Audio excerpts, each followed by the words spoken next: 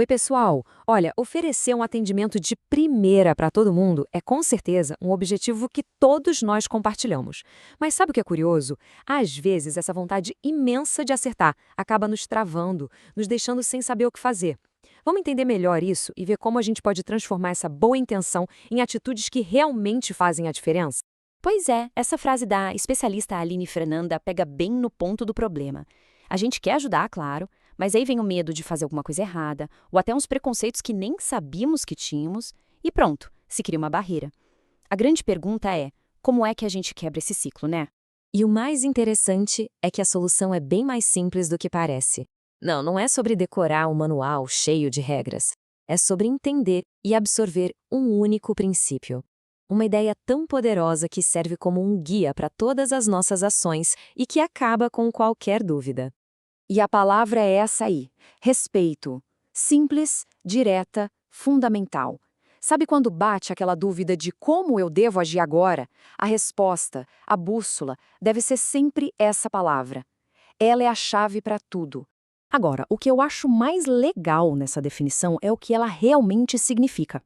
Respeito aqui não tem nada a ver com sentir pena, com aquele tratamento de coitadinho. Muito pelo contrário.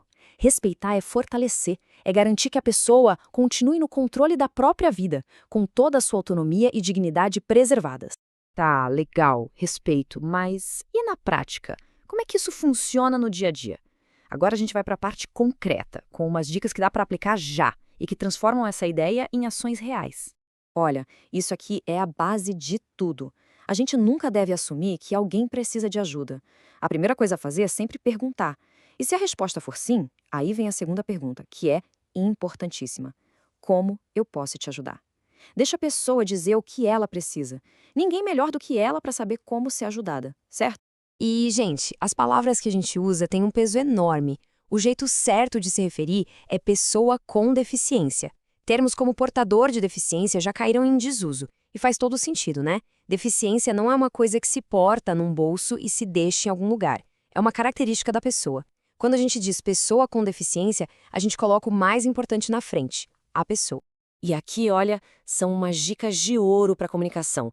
Fale sempre direto com a pessoa, nunca só com quem está acompanhando ela. Falar com o acompanhante é como se a pessoa não estivesse ali, sabe? E também, a não ser que a pessoa tenha alguma deficiência auditiva, não precisa gritar. Fale normal. O segredo, no fundo, é agir com naturalidade. Olha só que ponto importante. A cadeira de rodas, as muletas, a bengala, tudo isso é como se fosse uma extensão do corpo da pessoa. É parte do espaço pessoal dela. Pensa assim, mexer nesses itens sem permissão é a mesma coisa que sair agarrando o braço de alguém do nada. É super invasivo. Então, a regra é clara. Sempre, mas sempre mesmo, peça permissão antes de tocar. E aqui tem mais duas dicas que parecem pequenas, mas, nossa, fazem uma diferença gigante. Se a conversa vai ser um pouquinho mais longa, procure um lugar para sentar. Ficar de pé olhando de cima para baixo para alguém que está sentado pode ser bem desconfortável. Quando a gente senta, a conversa fica de igual para igual. Ah, e claro, deixar as muletas ou a bengala sempre pertinho da pessoa é um gesto básico de cuidado. Bom, agora vamos falar um pouco das deficiências sensoriais, como a visual e a auditiva. A lógica do respeito continua a mesma. O objetivo é facilitar a comunicação e garantir que a pessoa continue independente.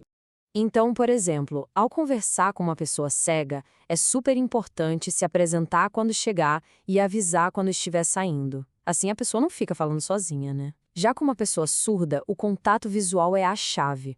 Fique de frente, fale de forma clara, sem exagerar, e mantenha o rosto visível.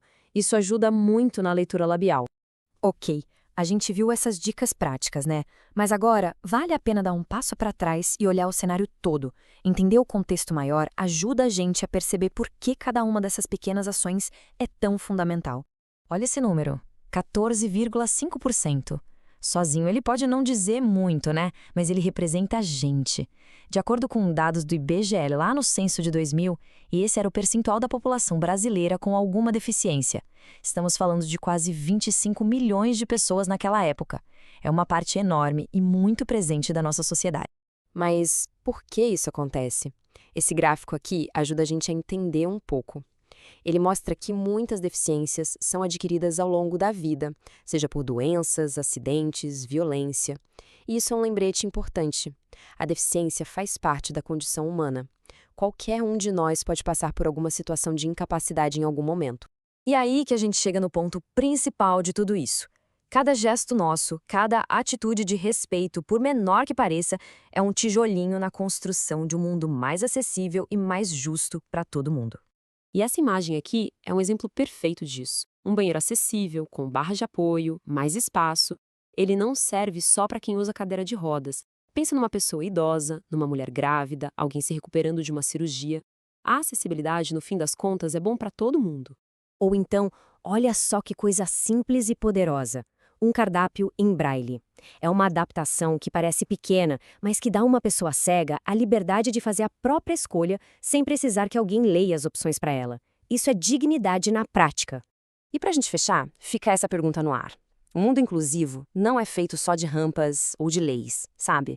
Ele começa no nosso dia a dia, em cada interação, com respeito.